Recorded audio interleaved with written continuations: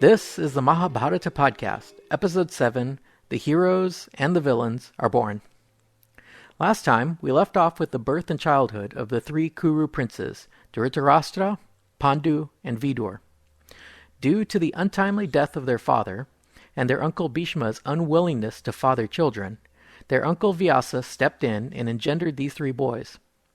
This might normally sound like an act of incest, but Satyavati and Bhishma felt it was okay considering the alternatives, and they cited precedents among their ancestors in which Brahmins made love to Kshatriya wives in order to save the race of Kshatriyas. The boys were not without defects, however. Dhritarastra was born blind, Pandu was an albino, or at least pale, and Vidura was born of a slave, and therefore in a way illegitimate. As the boys came of age, the second brother, Pandu, was crowned king, and Bhishma set about finding wives for his nephews. Starting with the eldest son, Dhritarastra, Bhishma contracted a marriage with a princess from the kingdom of Gandhara. This was a state to the far northwest of India, in modern-day Pakistan. If you were to look at a map of India at the time of the Mahabharata, you would see that the land of the Kurus, from Hastinapur on the Ganges to Indraprastha on the Yamuna, is pretty much right in the middle of the line of kingdoms stretching from the northwest to southeast along the Himalayan foothills. With the central location and exceptionally fertile lands, the Kurus must have been strategically important players in the international politics of the day.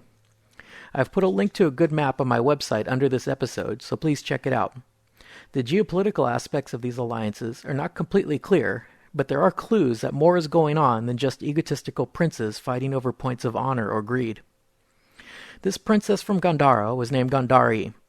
Her family at first hesitated to marry her to a blind man, but reconsidered because he was the eldest son in a powerful dynasty. It appears to me from this and a few other examples that at the time children were married off in order of age, so the only available son was really Dhritarastra. Gandhari was the epitome of a good wife. Loyal to the degree that once she was engaged, she refused to even mention other men by name. She even went to the extreme of tying a cloth over her eyes and blinding herself so she would not have any advantage over her husband. Gandhari was a particularly attractive match because after propitiating Rudra Shiva, she had been granted the boon of having 100 sons. With her, the Kuru dynasty need never fear a shortage of heirs to the throne, quite the contrary. Gandhari was delivered to her new husband in the company of her brother, the crown prince of Gandhara, named Shakuni.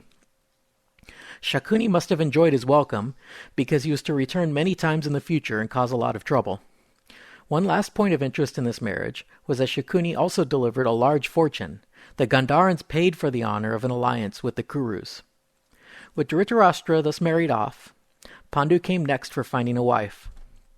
Pandu must have been more presentable, because he attended the Swayamvara held for Kunti of the Yadus, where she would choose her own husband from the crowd of applicants. Kunti was the daughter of Shura, who was the chief or king of the Yadus. She was then adopted by another king named Kunti Bhoja. The Yadus ruled over the region around Mathura to the south of the Kurus. Kunti Bhoja was a southern neighbor to the Yadus. Thus, the tie with Kunti solidified an alliance with the two kingdoms to the south. Another important thing about Kunti's descent is that her brother, named Vasudeva, will be Krishna's father. So Pandu not only had an alliance with a southern neighbor, he also happened to become the future uncle-in-law of the Lord of Everything. Following this marriage with Kunti, Pandu traveled with Bhishma to another kingdom just west of Hastinapur called Madra. There they contracted another marriage with the daughter of that king. Her name was Madri. In this case, it was the Kurus who paid out a fortune to arrange for the marriage. Pandu followed up his two marriages with a great campaign against his other neighbors. Having solidified links with kingdoms to the west and south, he followed the Ganges downstream through Kashi, Magadha, Punja, Videha, and Suma, through modern-day Bihar and West Bengal, defeating them all in battle and subjugating them to the Kuru throne. Having studied Indian history from the early sultanates through the British Raj, I find it interesting how little the politics of India has changed. From ancient times up to independence, the imperial power always seemed to prefer to rule by proxy rather than direct rule. When a kingdom was subjugated, the conquering power preferred to leave the regional prince on their throne and were content to receive tribute and military support in exchange. Thus, Even though Pandu and his allies conquered all this region, from the fork in the Ganges-Yamuna rivers to the sea, they did not depose the kings of these states. Rather, they demanded large tributes and alliances, and then returned home in glory. Following his massive imperial conquest, Pandu settled down to a life of hunting.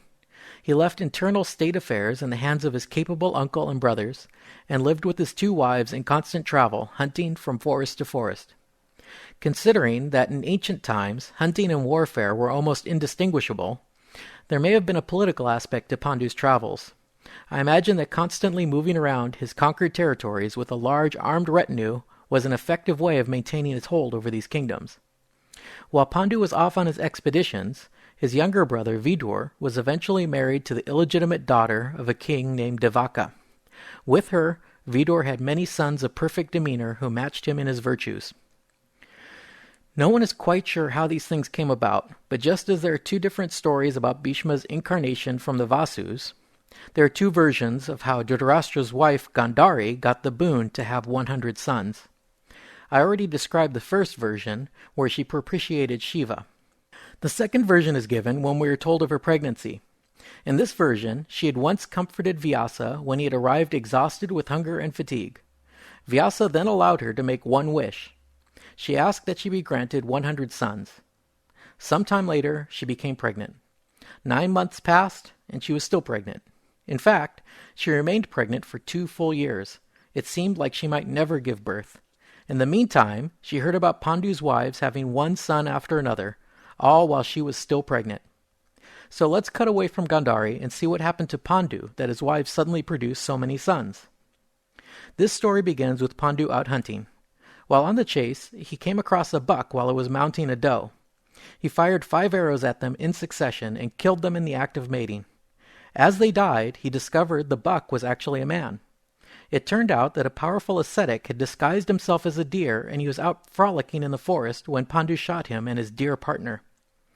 As he died, the sadhu cursed Pandu. The ascetic asked him, "How could you do this murder?" Pandu replied that hunting was the way of kings. There was absolutely nothing wrong with him killing a deer. The Brahmin replied that the sin was not in killing him, but that Pandu did it while they were in the act of love-making. For that, he cursed Pandu, saying that the next time he should try to make love to his wife, he would die. I find this bit of bestiality interesting. First, in a prior version of this story, given in a summary at the beginning of Book 7, they don't say that the ascetic was in the form of a deer. They just say he was jumping a doe in his human form. Even in this later version, the ascetic describes himself as wearing the guise of a deer, and saying that he consorted with does out of his extreme shyness with women. Be that as it may, Pandu, who did not yet have a single child, was now unable to make love to his wives without killing himself in the act. Pandu was extremely sorry for having killed this Brahmin. He thought of his father Vichitravirya and how he had died childless after following a life in pursuit of pleasure. He decided to follow the path of his natural father, Vyasa, and to forsake his worldly possessions and become a hermit in the forest. The book is not clear on when exactly Pandu gave up the kingship. When he announced his renunciation, he asked his followers to inform the king. That implies that perhaps he had already resigned the crown to his blind older brother when he had retired to the forest. Perhaps he only renounced the crown at this moment. It is not clear to me which. What matters is that, even though Dhritarastra was disqualified in the line of kingship, he was still the next in line for the throne. So when Pandu was no longer king, the crown automatically went to his older brother. Pandu's 2 wives, ever loyal, joined him in his austerities, begging food and wandering. Pandu embraced his new identity as an ascetic to such a degree that he became something like an honorary Brahmin, living and traveling among all the other ascetics of the forest. Over time, as he considered his situation, he gradually became desperate about his inability to have children. He cited the law in the Vedas, saying that to fail to have children who will perform offerings to their ancestors is essentially to murder one's ancestors. He nearly became suicidal over this conundrum until a fellow holy man told him that despite his curse, he would nevertheless have a number of fine sons to follow him. In his desperation, Pandu spoke to his wife Kunti, suggesting that she look for a superior man of the Brahmin caste to make her pregnant.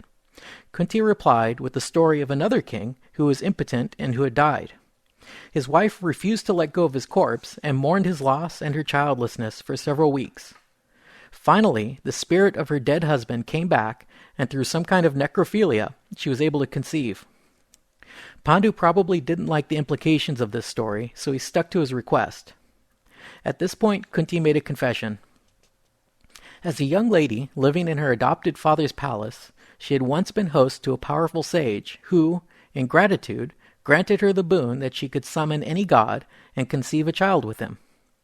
When Pandu heard this, he was delighted and set her to work right away, saying she should summon the god Dharma and have a child by him. So Kunti recited the spell, and the god Dharma came to her in a yogic form, and she conceived a son. A disembodied voice announced that the child would be a great upholder of Dharma, a celebrated king named Yudhistira. You might wonder what Dharma was doing still a god when he had already incarnated as the person of Vidura. See episode 6. Well, that's why they call it a partial incarnation. The gods only send down a part of themselves to incarnate as a human. There was still plenty of him left to be both father and partial incarnation of Yudhishthira. Following Yudhishthira's birth, Pandu urged Kunti to use the spell again. This time he asked for a strong child, so Kunti summoned the wind god. This child was to be named Bhima, and he would be immensely strong. At this point, we should go back to Gandhari, Dhritarashtra's wife, who, remember, was also pregnant. She had actually conceived and become pregnant before Kunti used her spell to conceive Yudhishthira. So Gandhari had every reason to think that her son would be the oldest son of the oldest son. In other words, her child should be the first pick for the heir to the Kuru throne. Imagine her frustration when her pregnancy went on over a year and Yudhishthira was born before her child. Her frustration grew even more when she found that Kunti was pregnant with another child. After 2 years of pregnancy, she finally snapped and beat her own belly, causing a miscarriage. What came out was a disgusting ball of flesh. Repulsed, Gandhari made to throw it out. Vyasa sensed this and quickly appeared before her. He castigated her, asking her, "What are you doing?" She answered truthfully, saying, "When I heard that Kunti had born her first son, I became so miserable that I aborted my belly. You promised me 100 sons, and all I got was this mess of flesh." Vyasa replied, "I have never spoken a lie, and so when I said you will have 100 sons, you can be sure you will. Have at once 100 pots set up and filled with ghee, and sprinkle this ball with cold water." As soon as the water came in contact with the flesh, it shattered into 101 pieces, each the size of a thumb joint, and each piece was placed in its own jar. After some time, the pots were broken open one at a time. The first to come out of the pot was named Duryodhana, who was born on the very same day as Pandu's second son, Bhima. This made for a murky situation regarding who was the senior child. Duryodhana had been conceived first, but was born after Yudhishthira. Duryodhana was the eldest son of the eldest son, but Yudhishthira was the son of the senior king. It is precisely around these questions that all the future conflicts were born.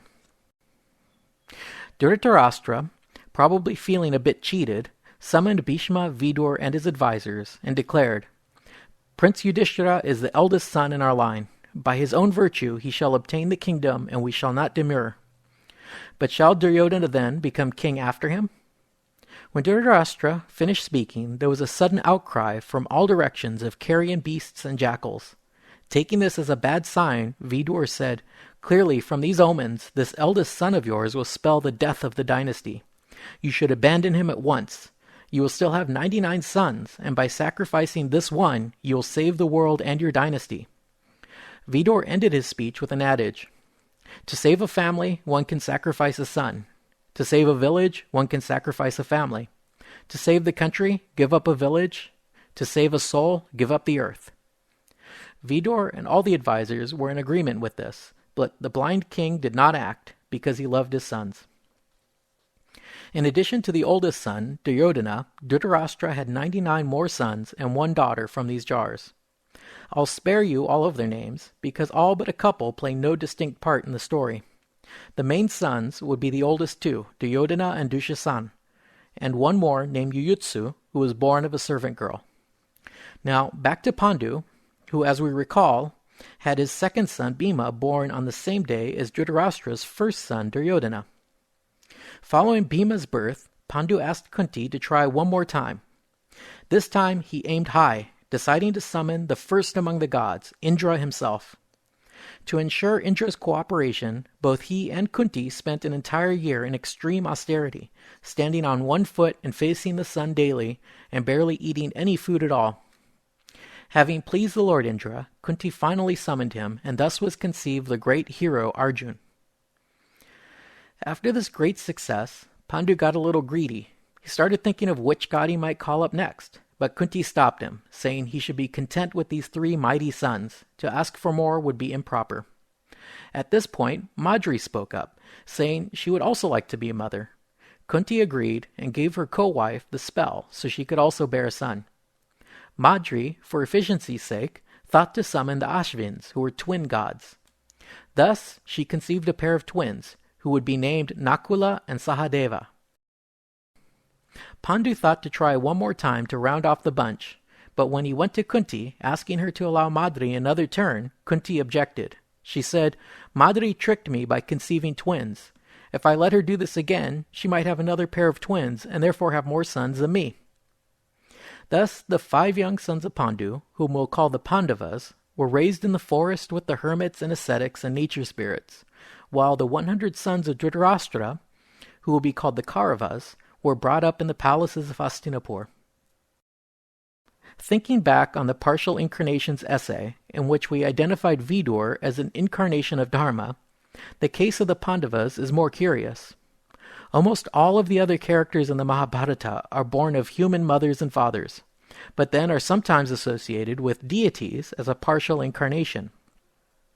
The Pandavas are unique in that they are actually conceived by a god on their father's side and have a human for a mother.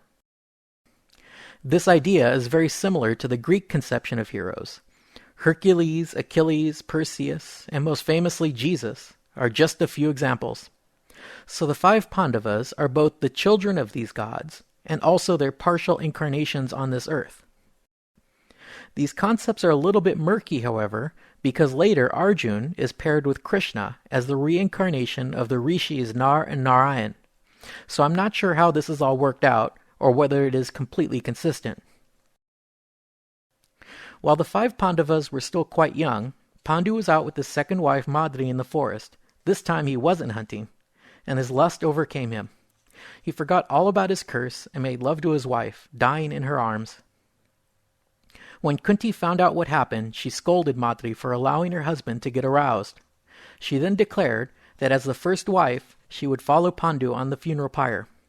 Madri protested, saying that she would not be a fair mother for all 5 sons, and that she could not live without Pandu. Thus, as Pandu's corpse was burning on the funeral pyre, Madri threw herself on it, immolating herself out of loyalty and attachment to her husband. Following the death of Pandu, an enormous crowd of hermits and ascetics gathered in mourning and escorted the widow and orphans back to the city of Hastinapur, where they could be cared for by their next of kin, King Dhrtarastra. That's it for now. Our 5 heroes are now orphans, living under the roof of their blind uncle with their ill-fated cousins. In the next episode, we'll hear of their upbringing and education, and see how they deal with their jealous cousin Duryodhana. Thanks for listening.